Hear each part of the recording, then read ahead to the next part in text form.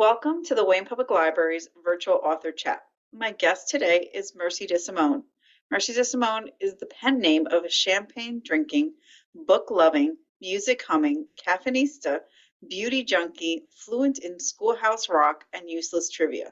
A New Jersey native, Mercy has been known to sneak the names of friends and readers as well as her cats, Mercy, Simon, Jasper, Daisy, and Rory, into her stories. When not searching out exotic foods, creating eclectic playlists, and swinging in her hammock in the sun, she writes fluffy, feel-good, curvy girl books with a lot of angst and a soft, gooey center.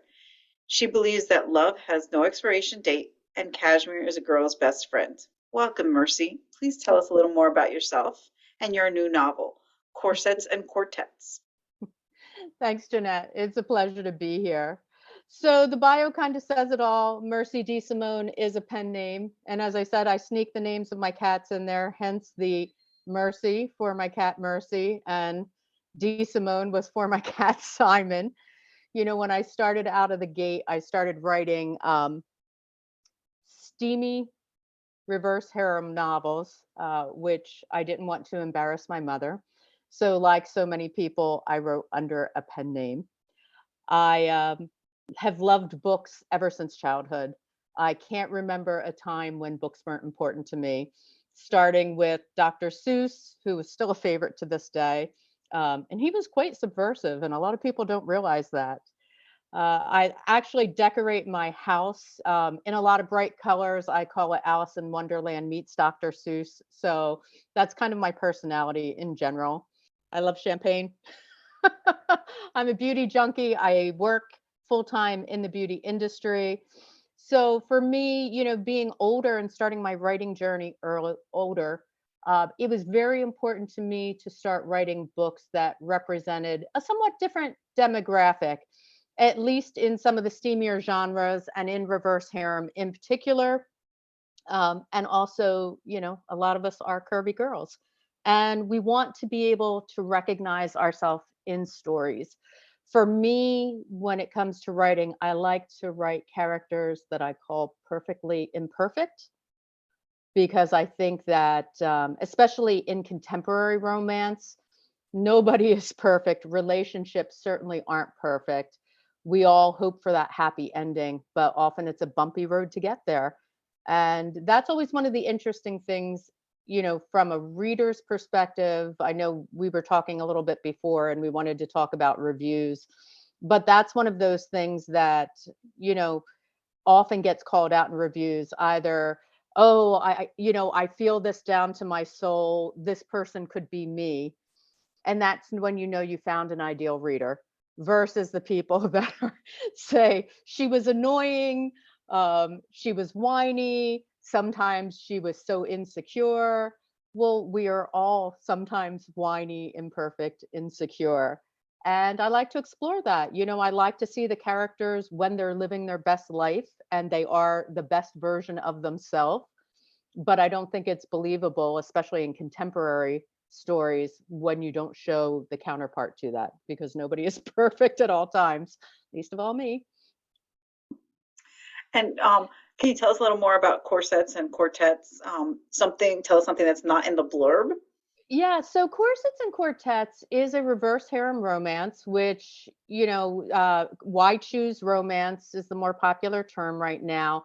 It generally is one woman in a committed romance with multiple men. Some people call it poly romance. That's a little bit different, but it is along those lines. And I think the reason that Why Choose Romance got so popular was because it gave you options. You know, there are still people who say, I only want to see, you know, the female main character, the male main character, that relationship between the two of them. I think in Why Choose Romance, you get to that piece of when I said perfectly imperfect, we know that sometimes that true love of our life is not always perfect. And in a Why Choose novel, often you have this relationship where there are several different men who are perfect foils for one another. So they have the strengths that somebody else lacks. And I think that's why people like it.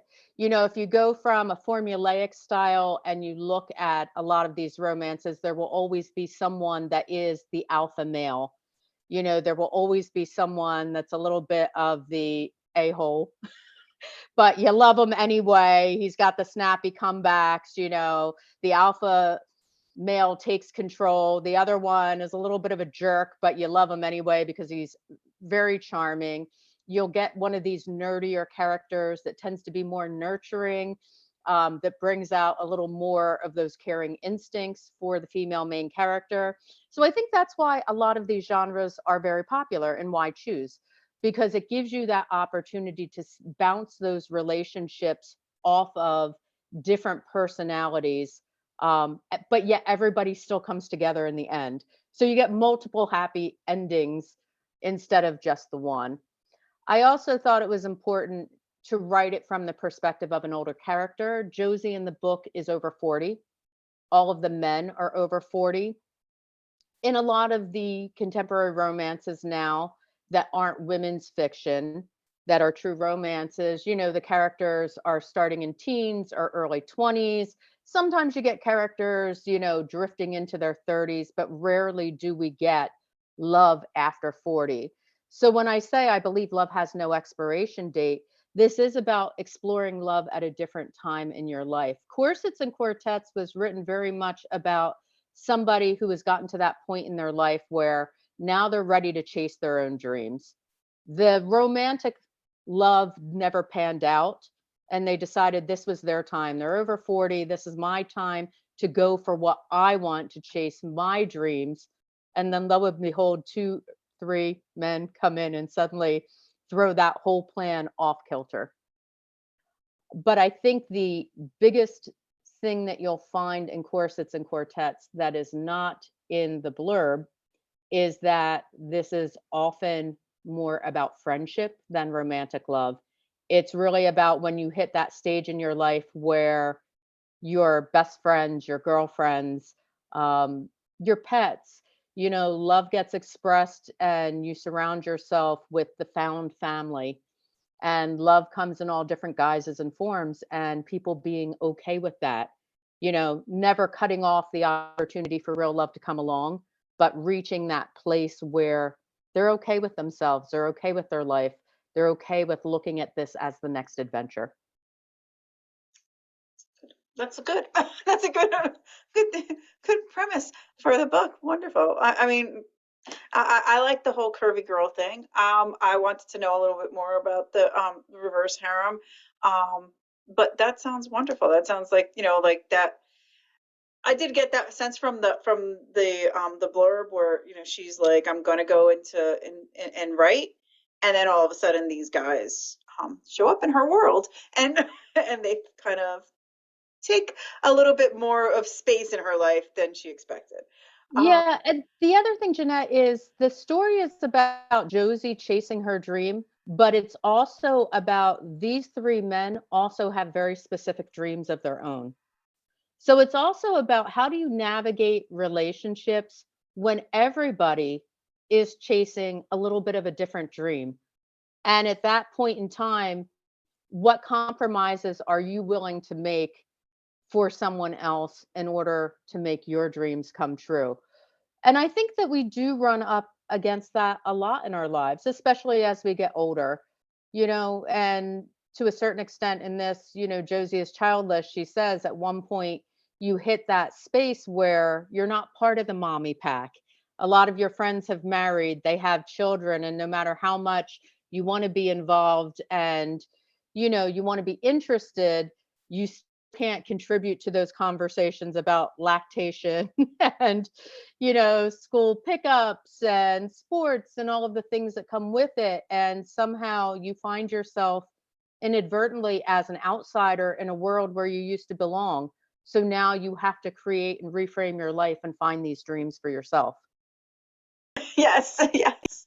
I have to agree. Now I'm going to ask about the reverse harem. You mentioned a few minutes ago about the difference between reverse harem and polyamory. Um, Mhm. what what are some of So the differences. Right. So I think in the strictest terms, polyamory would be that there are multiple relationships happening, not necessarily with one person as the focus.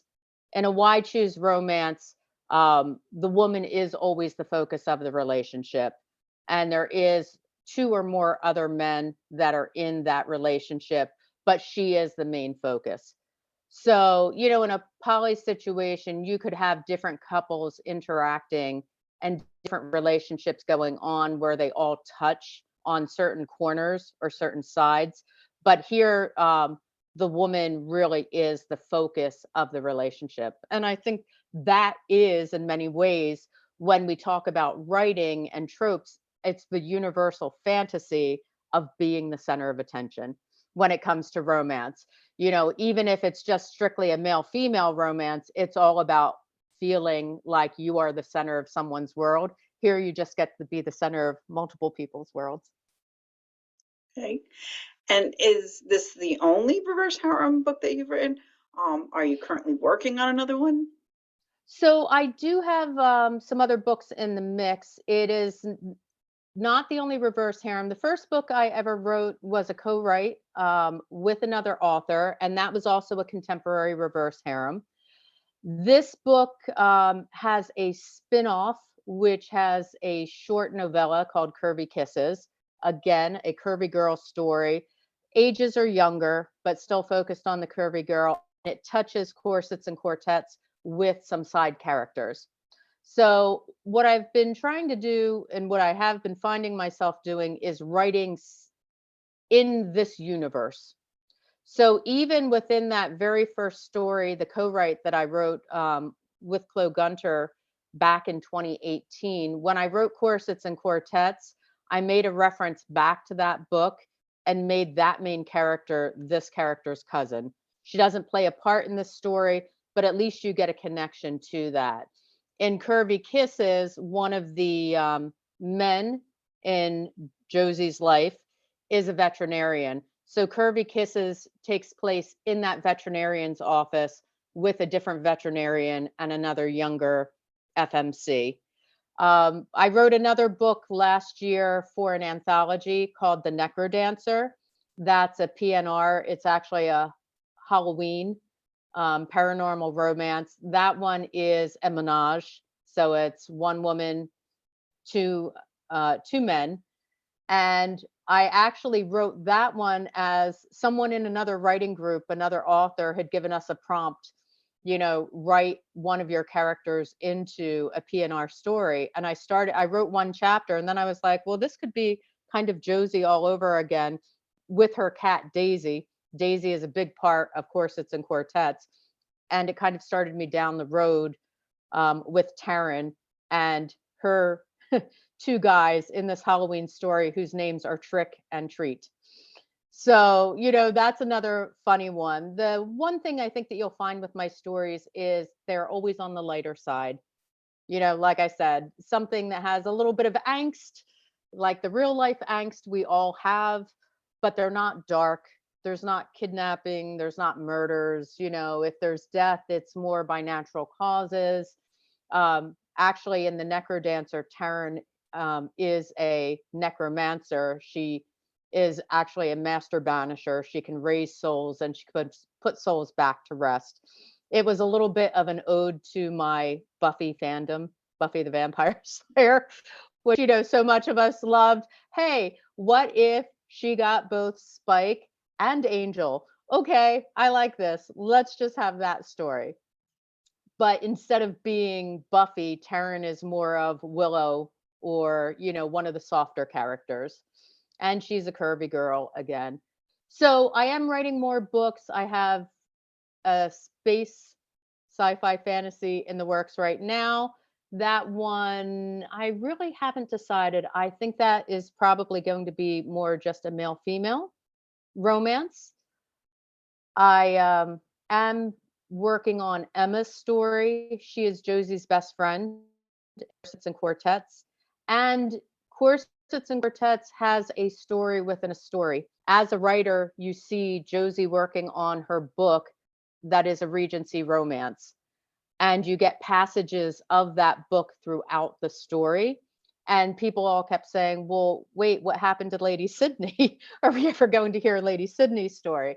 So I am planning on writing that on the side.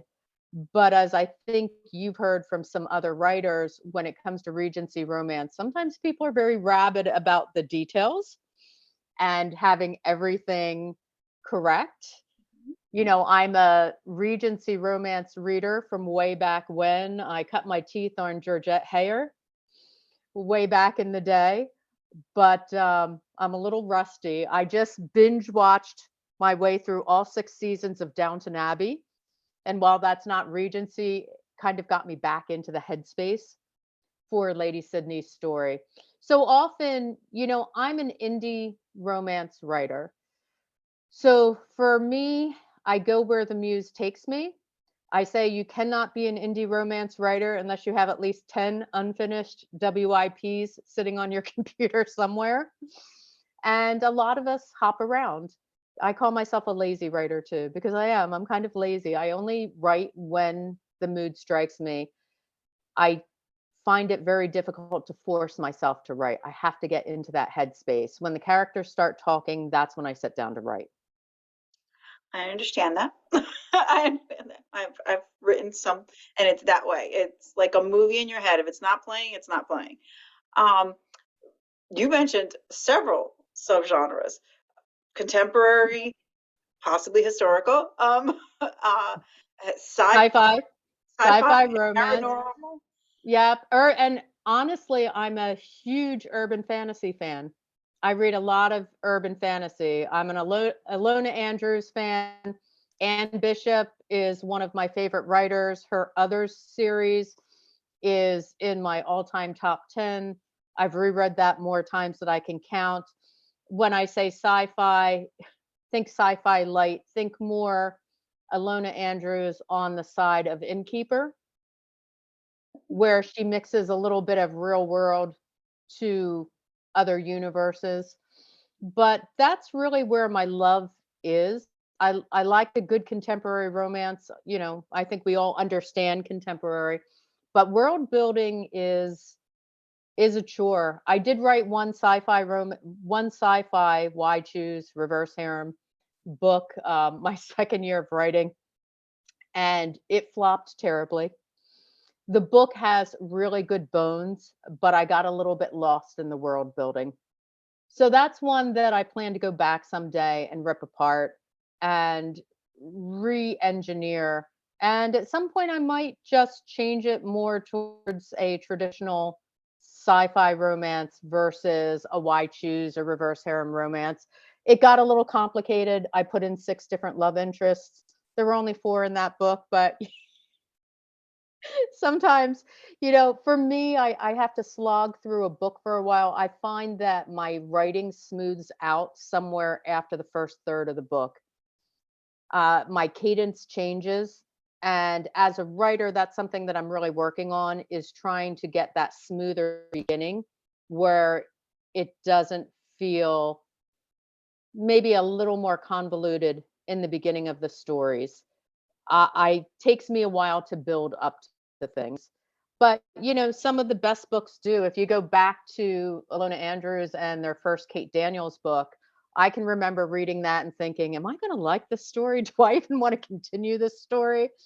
Because there was so much world building in the beginning. And it took a while to get through that. Once you start hitting books 2, 3, 4, certainly the storytelling in those books becomes so much tighter because now you know what to expect.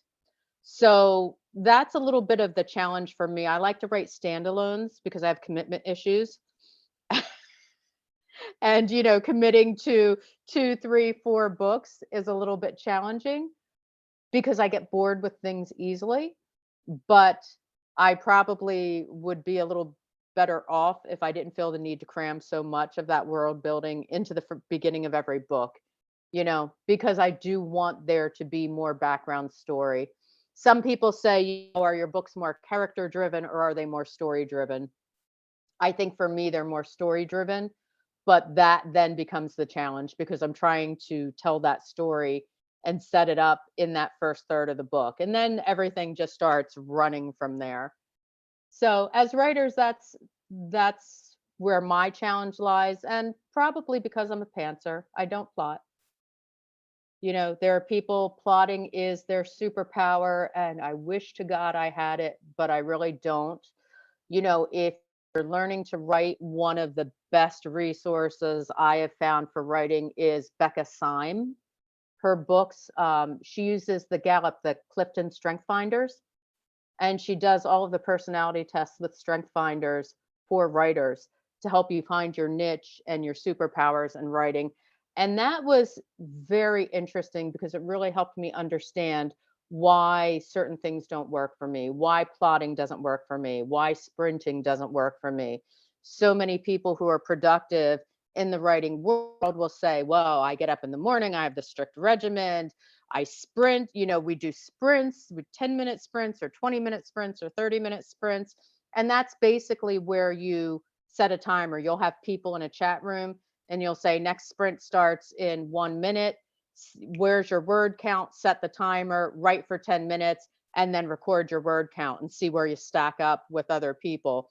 And there are people that will, in 10 minutes, literally pound out 500 words. And sometimes I can do that, but it's not a good way for me to write. What I found in doing Strength Finders is that, for one thing, input is one of my main strengths. And input is those people who go down that rabbit hole when they're doing research. It's all of that information coming in, coming in, coming in, coming in. You go to look for something and then you get drawn by more information coming in, coming in, coming in. So for me, things really have to ruminate a bit, and my brain is like a cocktail shaker. Throw all those facts in, shake it up for a while, strain some of it out, see how it tastes, throw some more stuff in there and see what you get. Okay. That's one way to describe it. Okay, good. Um, you mentioned like not wanting to write, like you like standalone, you don't want to write the series. Do you hear from your readers, as you mentioned before, that they're like, what happened to the historical in, that Josie's writing in corsets and quartets? What happened to that? So do they kind of want you to write about other characters that you introduce in the stories? They want to know more. Yes, people are still asking me about Emma's book. They're still asking me about Lady Sydney's book. But I think that, as a writer, part of your responsibility to your readers is to set expectations. And I've seen a lot of writers completely burn out because they go out there and they feel the pressure from readers and they start putting out pre-orders for, well, then I need to write this book. I need to write this book. I need to write this book. And they'll put 3 pre-orders out for a year and then suddenly realize that they've basically put themselves in burnout. Once things start running, stories are like anything else. They're fluid. That the joke among us is you write, I just did a meme on that one the other day. You have to watch my Instagram for the TikTok for the donkey. And it's like you write a killer scene, you're so excited about it. And then suddenly you realize that within that scene, you just created a for yourself and you just wrote yourself into a corner that now you have to find a way to either write yourself out of or kind of backtrack from what you wrote. So in the beginning, I was very eager to also tell people, I'm working on this, I'm working on this, I'm writing this next. And then I found that no, my muse does not necessarily want to follow that type of a schedule. So, I joke about it. In my profiles, I say I'm a lazy writer. And it's not really that I'm lazy. It's just that I know my process. When I get into something and I really get moving, things flow faster. But I have to hit that, I have to force myself to that critical point where suddenly the characters open up and everything starts to run naturally. And sometimes it's hard to get to that point. So I have started Emma's book. I have at least 4 chapters written in Emma's book. There are at least 2 chapters written in Lady Sydney's book. The sci-fi story has at least 5 chapters written. I did just finish an anthology piece for the Salem event. I'm doing Getting Witchy with It in Salem in September, which is my first reader event. I'm very excited about that. We were supposed to do our very first reader signing event in 2020.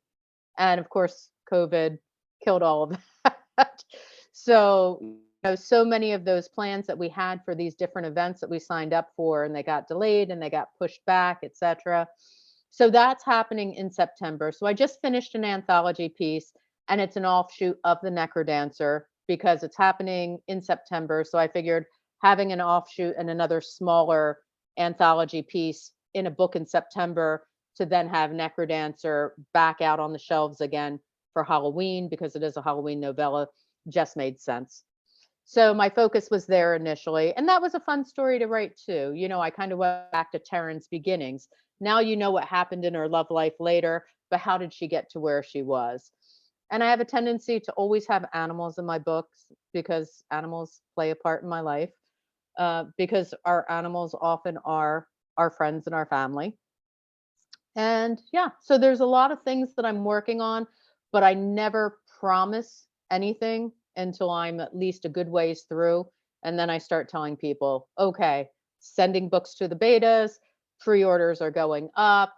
Don't bug me until then. I'll amuse you with cat memes and everything else I can until that time.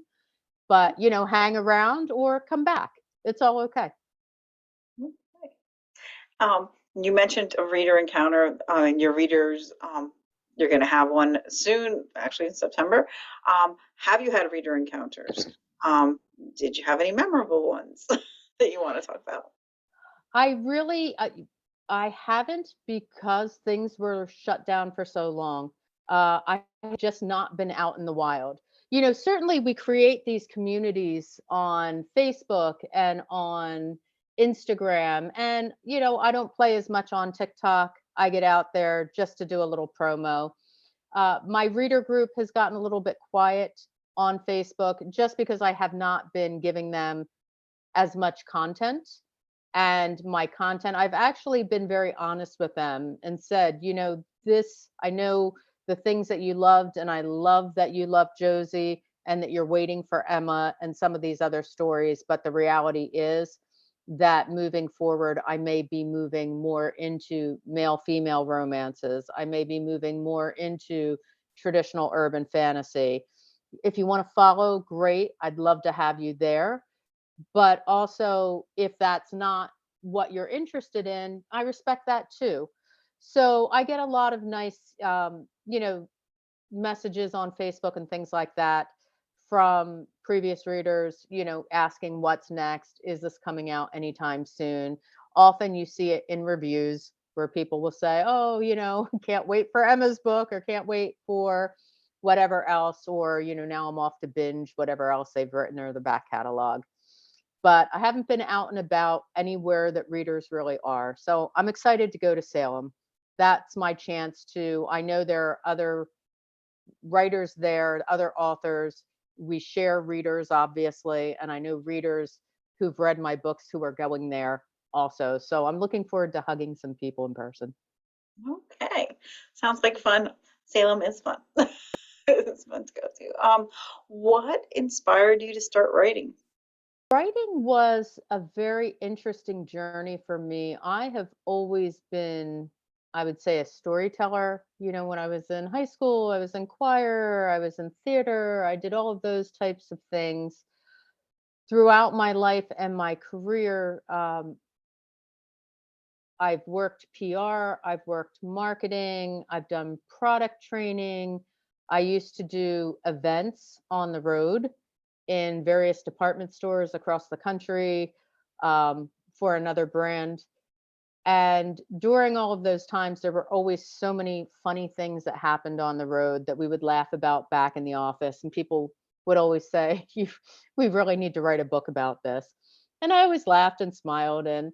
But I kind of figured that ship had sailed. What I didn't realize was that in more recent years, with the rise of indie publishing, it is much easier to get out there and write. It is easier to start the journey on your own. You do not have to have a traditional publisher behind you. You can get out there. You have to be willing to hustle. You have to have a thick skin. You have to put some money into it. You can go out there on a shoestring and put something out. It probably won't be the best product. You do have to buy professional covers that are on genre, but you can get good covers for 50 or $100. A lot of people are paying over 1,000, but it can be done under $100. You do need good editing. There is great editing software out there like Pro Writing Aid that will get you to a certain point, but you definitely need some professional editing and proofreading. And like anything else in the world right now, you can learn so much by joining communities online, by joining writers groups, by watching YouTube videos. You have to be willing to learn the craft, but you also have to be willing to learn how to market yourself. And unless you have unlimited funds, you have to be willing to learn how to do some of the other things like formatting your own books. There is software out there, but who ever realized what it takes to paginate chapter headers and all of the different things, front matter, back matter, and everything necessary to actually create a professional looking book? But it's achievable. So for everybody that ever said, I have a story to tell that I'd really love to write something, the only thing that you need to do is open up a document or a notebook and start writing and see where it takes you. A lot of people will give up before they ever get to the finish line. A lot of people will start where many of us did, with a product that was okay, but gets progressively better as we go along.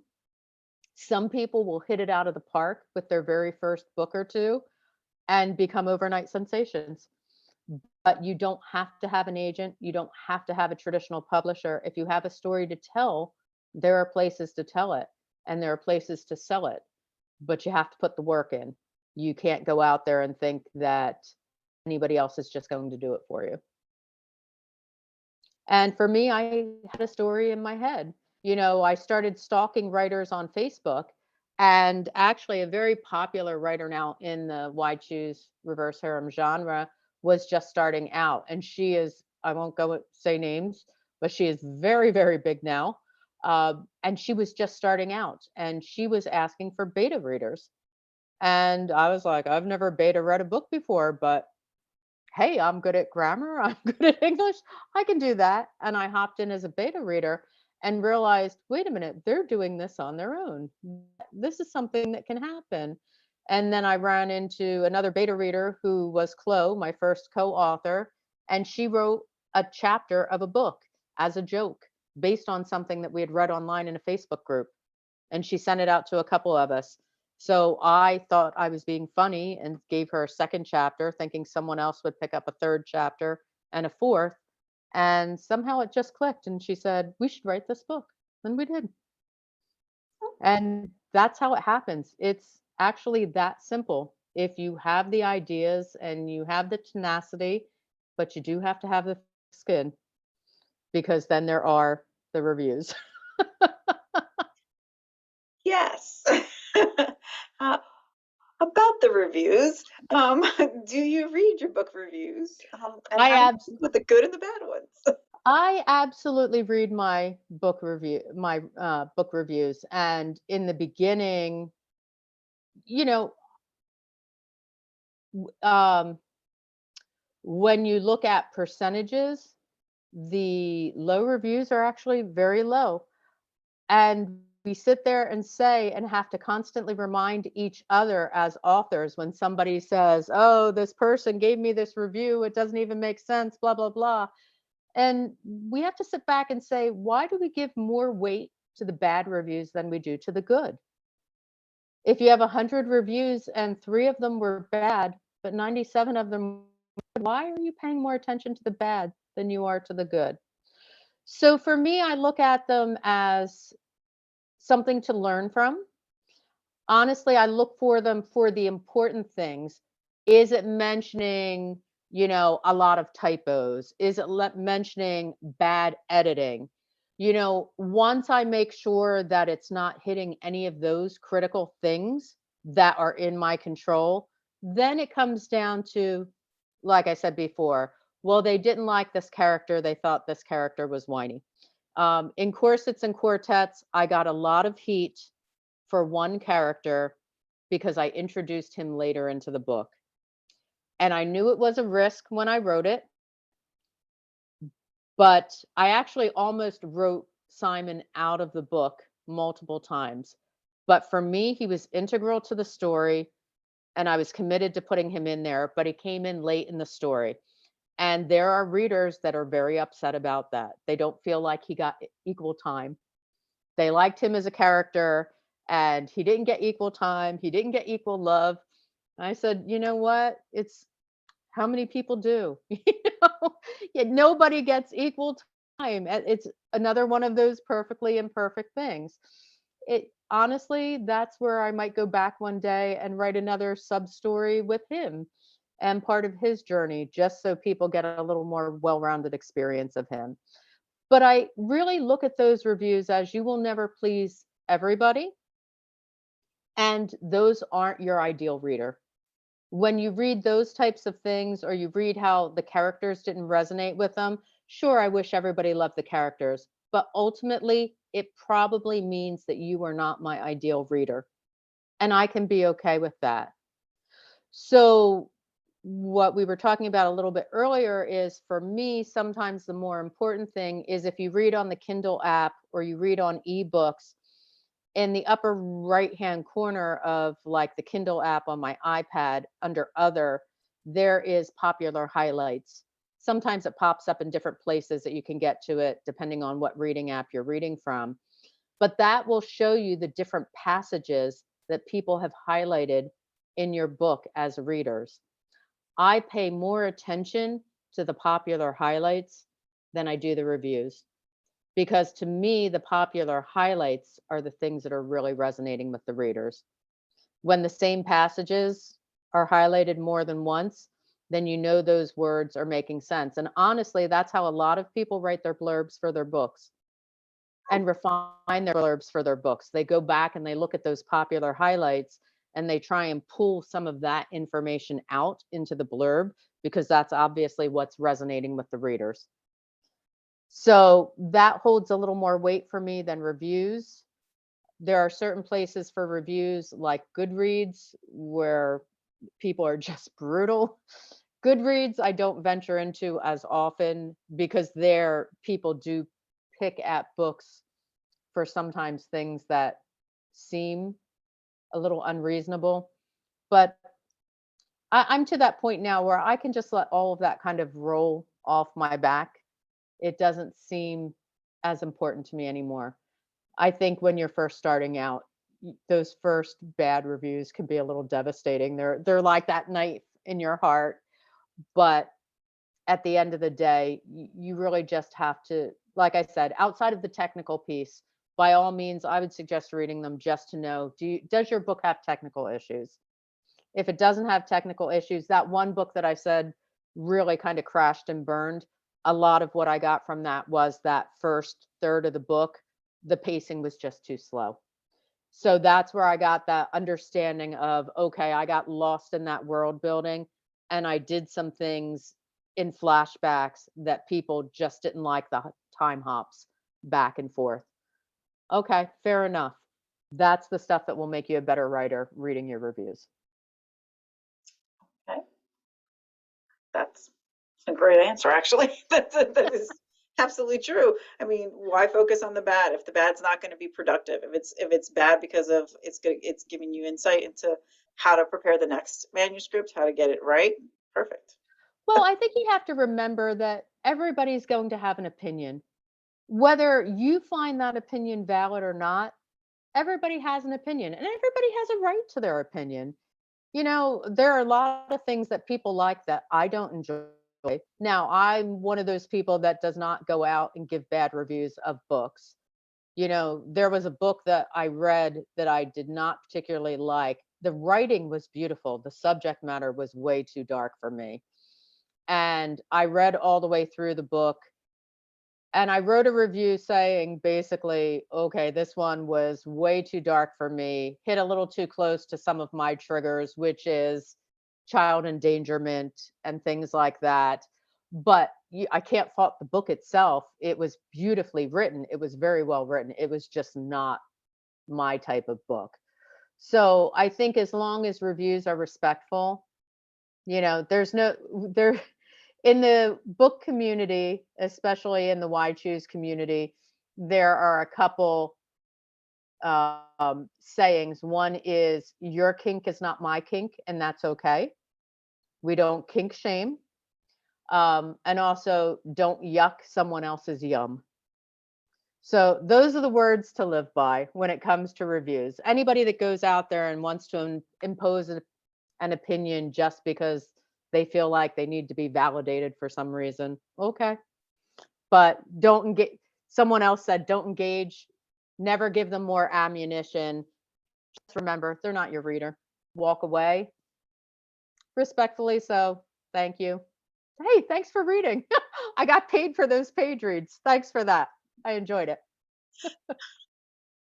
And there's another plus.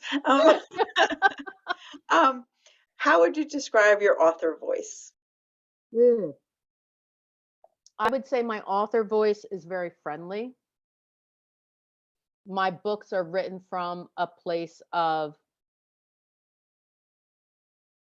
characters being friendly, being compassionate, being strong, but also with an awareness of their insecurities. And you get a lot of that in corsets, even from the men, because I think there's a place where we expect the males all to be this, always on the track and knowing their own mind and knowing what they need or what you need. But I really wanted to explore that sense of, where does it sometimes go wrong? Somebody actually wrote a review about corsets and said that the book was a very clear portrait of men are from Mars, women are from Venus, where you just got that split of personalities and understanding how one thing is so important to one person that it doesn't even register on the scale for someone else. So that was kind of interesting for me as well. And I think that's kind of a good summary of how I write, in trying to explore the light and the dark sides, but not the dark sides.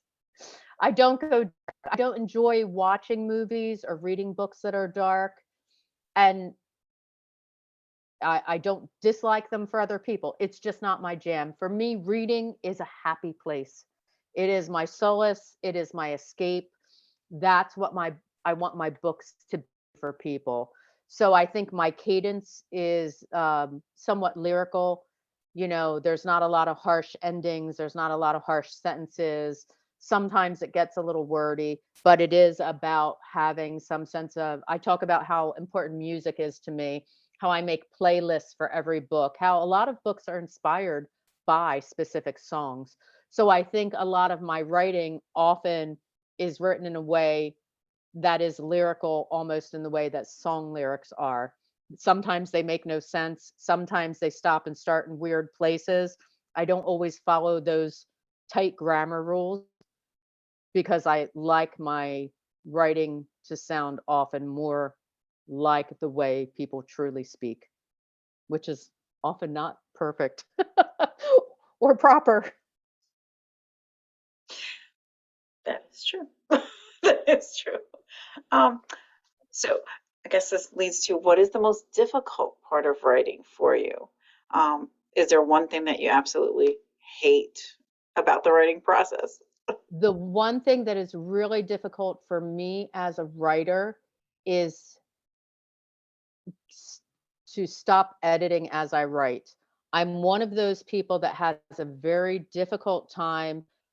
I can't see the red lines for typos and things on my page. It drives me crazy. A lot of people, when they write their first draft, will do a very dirty first draft and they just write. They don't worry about grammar. They don't worry about sentences. They don't worry about anything. They don't worry about the stuff that makes sense. They'll put placeholders in that say, blah, blah, blah, come back and fix this. I can't do that. So for me, that slows me down as I write. It's just my brain. It just triggers my brain and I can't get past it.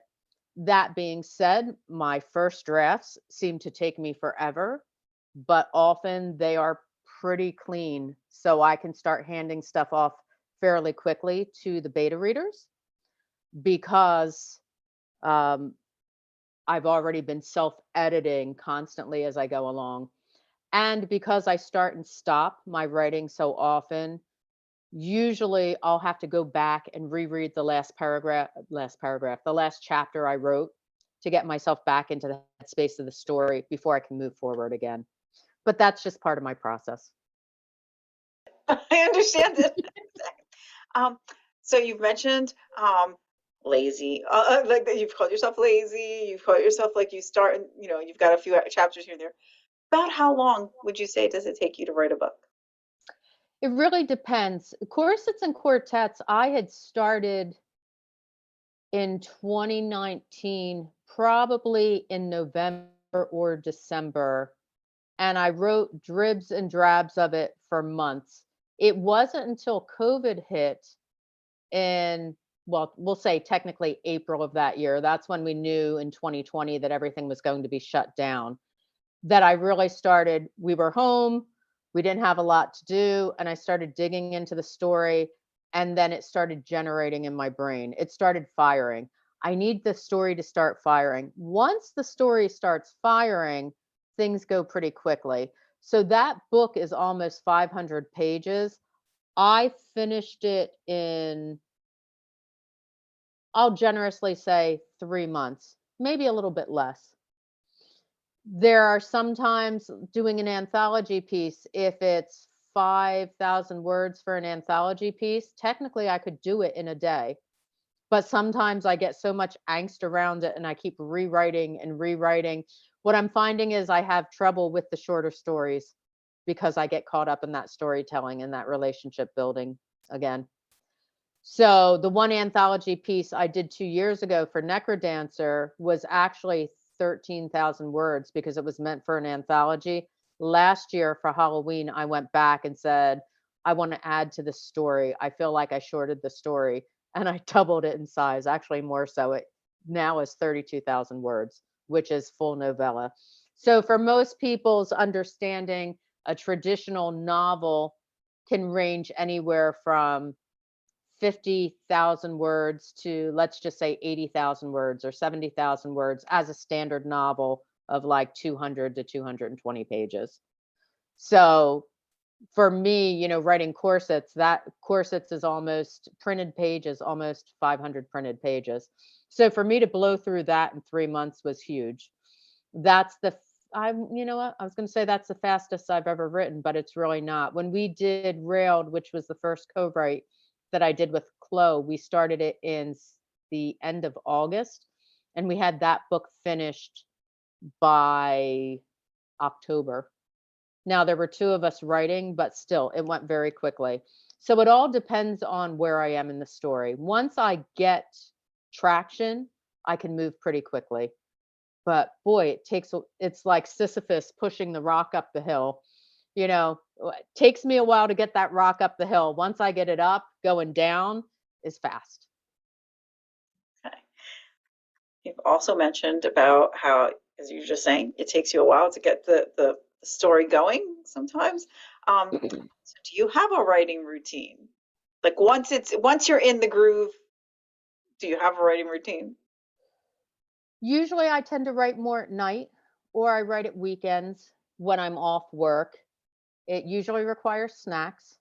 Often it requires wine. It always requires music. Music inspires me. A lot of people say they must have complete quiet, they can't have people around. I'm not a person that wants to go to a Starbucks or a cafe and sit and write. I like to be at home. I like to be in my space. I like my laptop on my lap, in my recliner, often battling my laptop with the cat that's trying to take up the same lap. But once I get into that space, I can just write. But there's usually music in the background. There's always snacks involved. I need something to just keep me moving. If I'm in a zone and I'm writing, there are some days I can write 6, 7 hours and just go. But that tends to be fewer and farther between.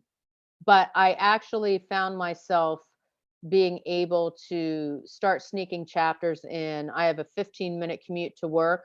Sometimes I'll just pull up the notes app on my iPhone and I'll just dictate. It's a pain to edit afterwards because often it mutilates your words. And sometimes I'm like, I don't know what I was trying to say.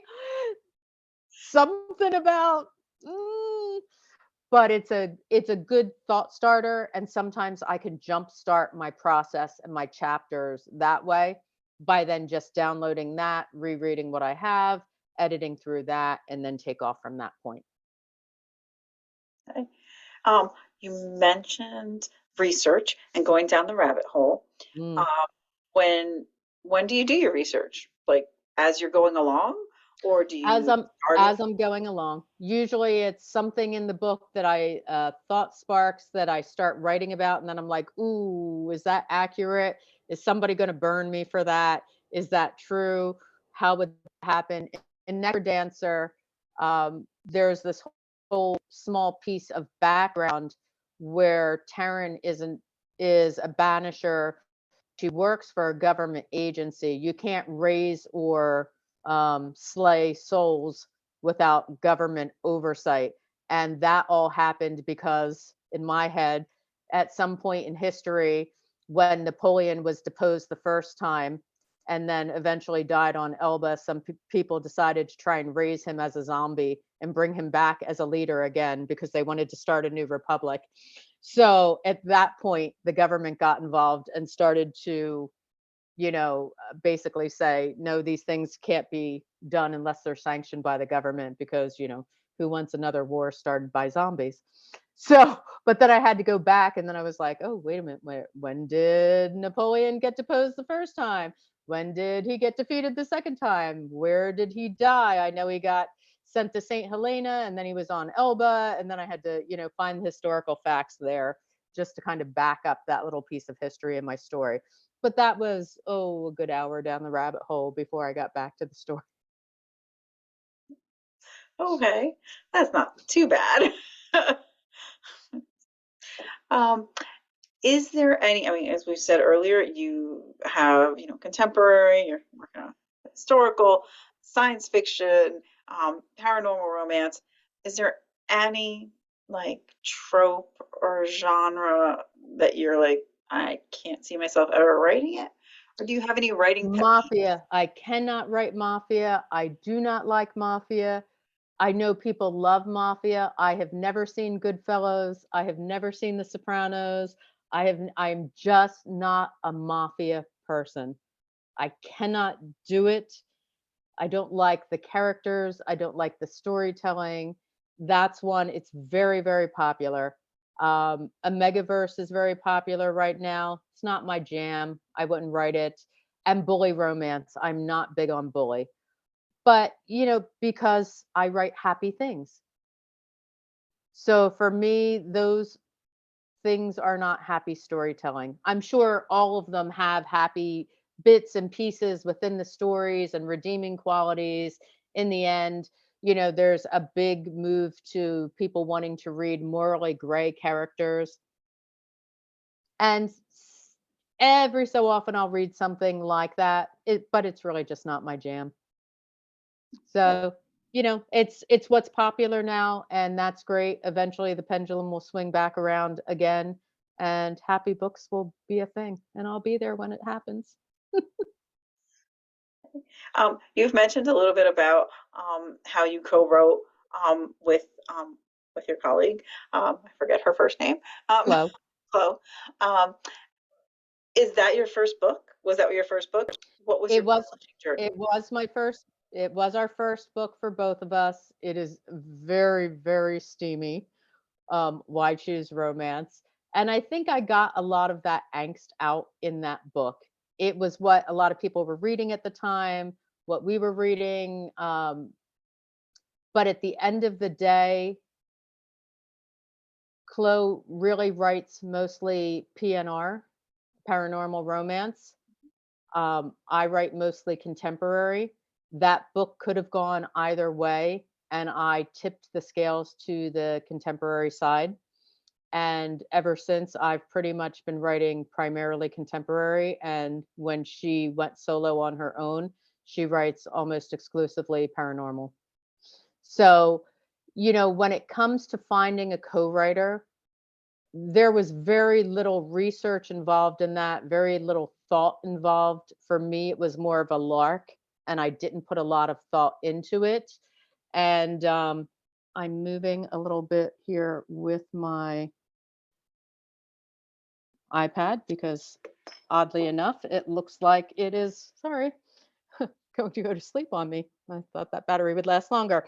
Okay, so I think when it comes to co-writes, the very important thing to remember is that you really should vet whoever it is that you want to write with and understand their writing process and what they write and how they write and whether you're truly compatible. The other thing is, it never occurred to us at the time that there were things that needed to be looked at as far as the back end business piece of it. What happens when you're on the back end of the business and royalties come in and you have no contracts in place or anything of the sort? Um, Nobody really thought about any of that. And that's a really important business decision. So when comes to co-writing, you really do have to put a little more thought into whether are you compatible? Yes, but also from the business side, do you have a contract? What happens if you don't write again together? Who owns the story? Who can edit the story? Who owns the characters if somebody decides that they want to write more of the story, but the other person doesn't? So those are a lot of considerations that people go out there and say, I just want to do a co-write, but they don't think about the business ramifications on the backside. So it's always important to ask, that's why there are writer groups out there. Ask the questions before you jump into anything. Ask some of the people that have a little more experience with these things, um, what were the great parts of it? What are the things that you need to be aware of? What are the potential pitfalls? It's always just good to explore all sides of something before you rush out there, just like trad publishing. What are the benefits? What are the pitfalls? Indie publishing, what are the benefits? What are the pitfalls? There's some to every situation, and all of them are navigable as long as you ask the questions and you know what you're willing to compromise on or not compromise on. Uh, One of my next question was going to be about what was the most surprising thing that you learned about publishing your books. Um, I guess that might be one of them, what you just described. Well, that's certainly a piece of it. I think one of the most surprising things that I learned about indie publishing was how intimate it is. You really are very close to the readers. Social media has erased that space. And maybe it's that way with trad publishing too. I don't know because I'm not on that side of it. But I know having your own, reader group, there's 1,000 people in my Facebook group. I have almost 2,500 Instagram followers, etc. You find yourself getting into these conversations with people on a much more intimate level, um, than you would ever realize. The other thing that was very surprising to me is that a lot of people who go out there and publish don't think about the fact that they are a brand. and they do not establish their brand and or stick to their brand, and they find themselves doing things that ultimately can be harmful to their brand. And I mean that when they're interacting on Facebook, whether they're on IG, whether they're any of these places, you have to know what you stand for as an author. I think if you ask anybody what Mercy DeSimone is about as a brand, people would say positivity. There is nothing that I post out there that is negative. If I'm sharing things with people about my personal life, it's still going to be with a positive spin. You know, there's a lot of people out there talking about their mental health, failing marriages, problems in publishing, problems in reviews, problems in just various things in their life. And that's all. I'm not judging anyone, but I'm saying that you have to realize that that's going to resonate with people in a specific way. If that's not what you want your brand to be, then you need to change that conversation quickly because as they say, nothing disappears from the internet and people will find it. And you know, if at some point things even out for you, you're in a happier place, you're in a happier space, it's great to wish that you had never said some of the things you said or disclosed some of the things you disclosed, but it's out there now. You know, the horses have left the barn. You can't stuff it back in. So you really do have to be more deliberate about your interactions. Friendly, by all means. You want to share your personal life? Share your personal life. There's a lot of people that do. But you just have to understand the perspective from what you're sharing and know whether that makes sense for your readers. Is that something that they really want to know about? Do they want that kind of look inside your personal life and your publishing experience? Some of them do. Um, but that's not a place that I'm happy in, but I'm older. So, you know, for me, I think sometimes older, we're a little more restrained. Younger, people are willing to put everything out there. But, you know, I kind of grew up in the era of, you know, you made sure that a potential job interview, we go out and look at, you know, when I'm interviewing candidates now for the day job, I go out and look at their social media. I want to see what they're about as a person. And I think your readers do the same thing. Oh yeah, absolutely. I mean, I'll be the first to say, even as a librarian, I go out and Right. look for content. Right. Um, But you don't so want somebody that's always complaining. You know, as an author, my job, but again, I'm here my as an author to be write happy books and be in a happy space. So that fits my brand. And you're going to see more cat memes and positivity from memes from me. You know, did I talk about being out for surgery a year or two ago? Yes. How hard it was to be out? Sure. But I didn't get into gory details. I talked about, you know, the fact that the cats loved having me home. You know, it was a little bit difficult getting around, but here I am. I'm plugging away. I'm writing while I'm home. And hey, I'll be back soon. I guess that feeds right into my how have you used social media to promote your book? I mean, I watched a lot of your Car Talk Tuesday videos so I could prepare for this interview. So it's funny, when I started doing car talks, it was before TikTok really kicked off. And I could kick myself now because I was doing those car talk videos in a standard Instagram feed, not realizing that reels were about to take off. Had I been doing them as reels, I probably would have been way ahead of the game. But you know what? It was something for me where I said, I need to get out there and start building a reader base. I need to start marketing myself. How am I going to do this? And what can I do that's authentic to me? So it just got to be, I did the first couple just to be funny. Okay, I'm on my way to work. I'm going to film videos on my way to work. And then I called them car talks. And then people were like, that's really cute. You should do that again. And then it just took off. And I did those for ooh, almost 2 years where I didn't miss a single week. So that was a commitment for me. But I do like to do different things. You know, in my Facebook group in the beginning, we used to do Song Challenge Sunday.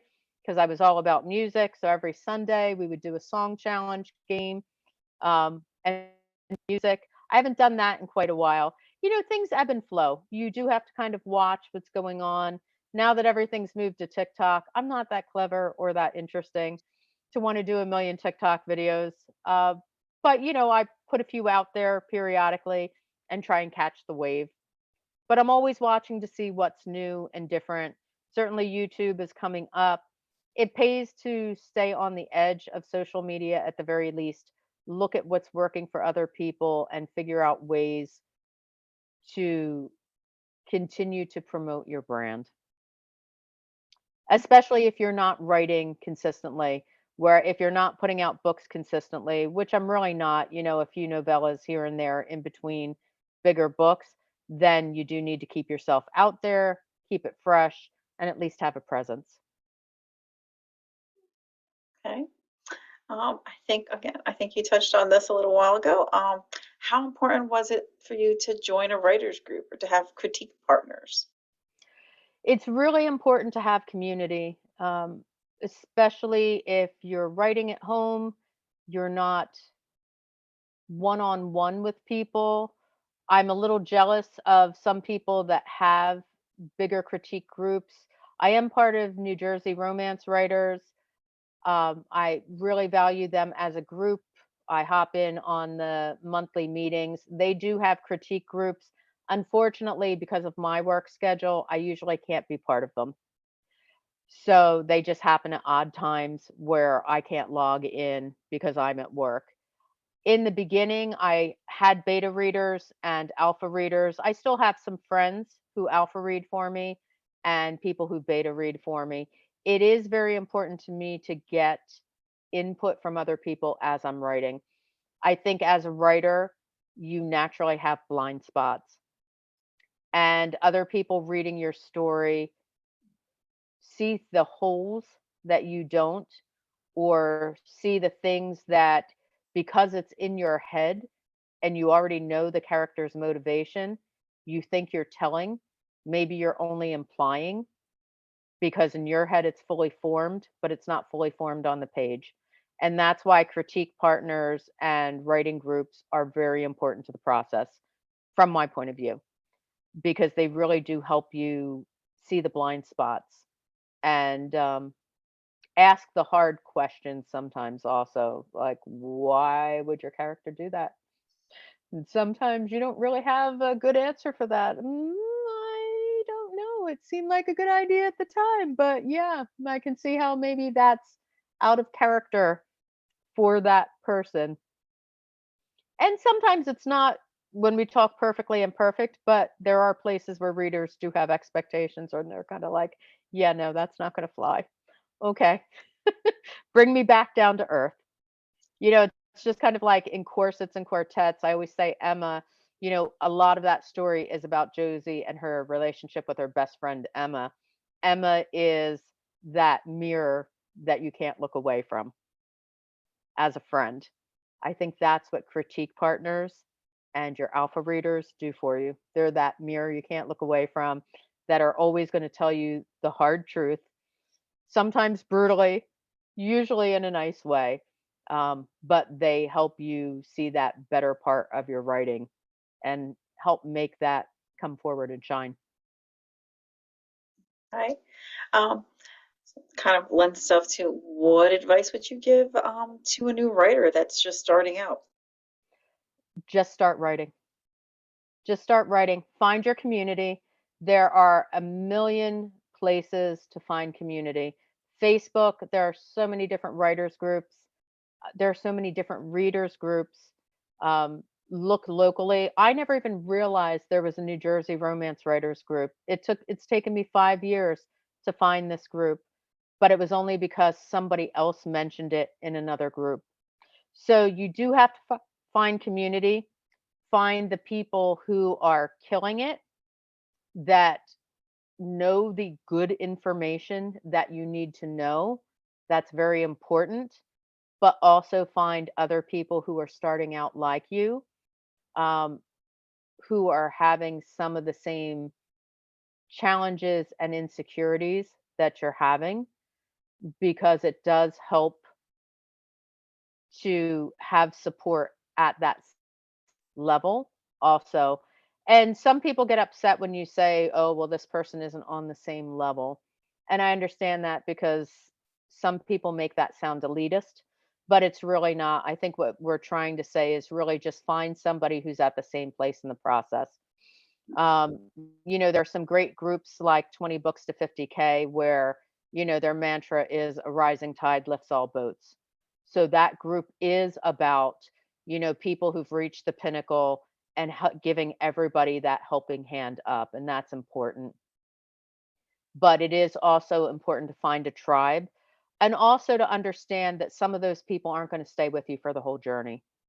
Some people are gonna fall behind, some people are gonna rocket ahead, and sometimes, you're gonna switch partners in the dance, and that's okay too. And then the biggest thing that I would tell anybody writing right now, starting their journey, is comparison is the thief of joy. Do not compare. Your journey is your journey.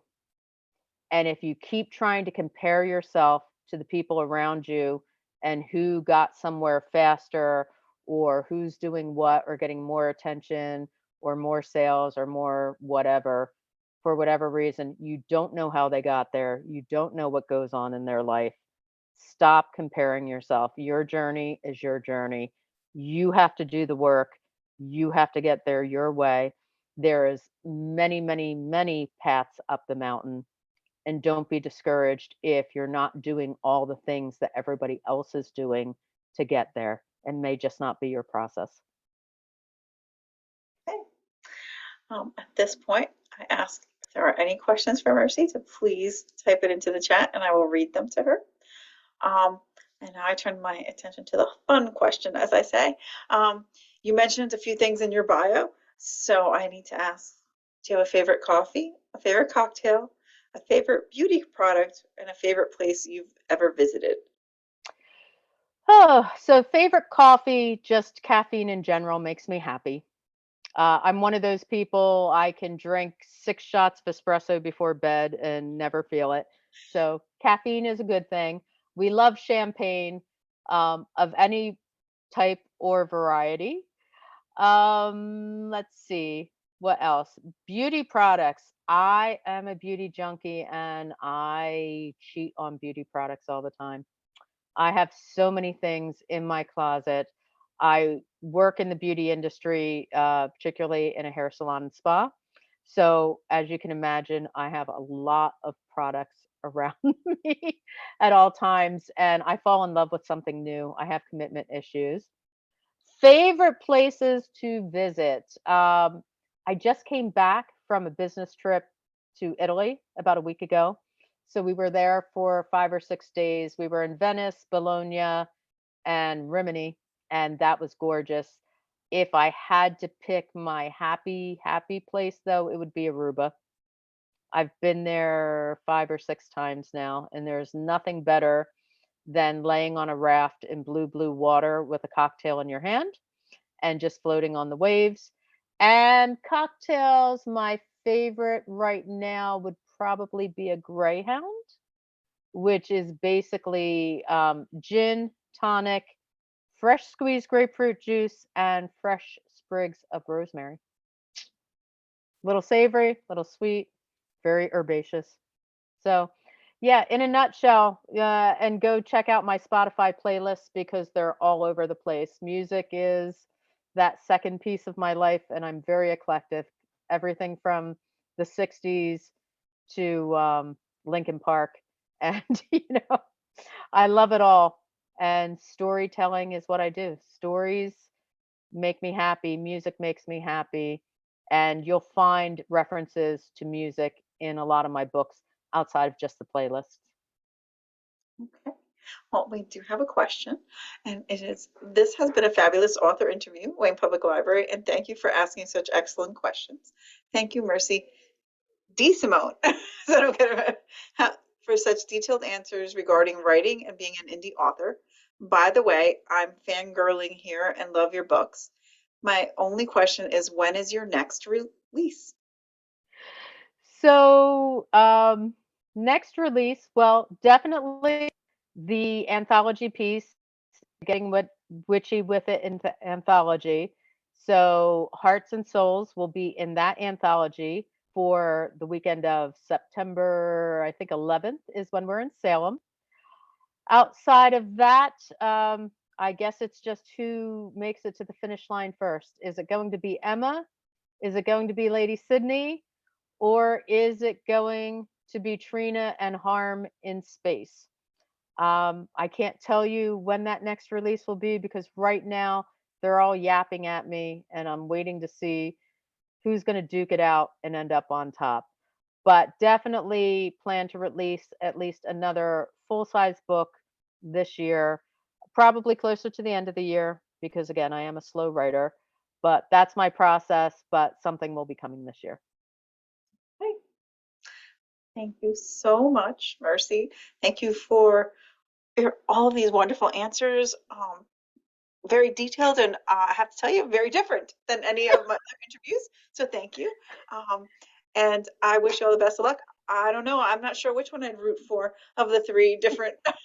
Maybe the historical, just to add historical to the list of different The subgenres. the historical is going to take me down the rabbit hole. There's got to be a lot of research with the historical. I think that's the only reason I'm going to need a couple more seasons of Downton Abbey to to jump into that one. But you never know. We'll see.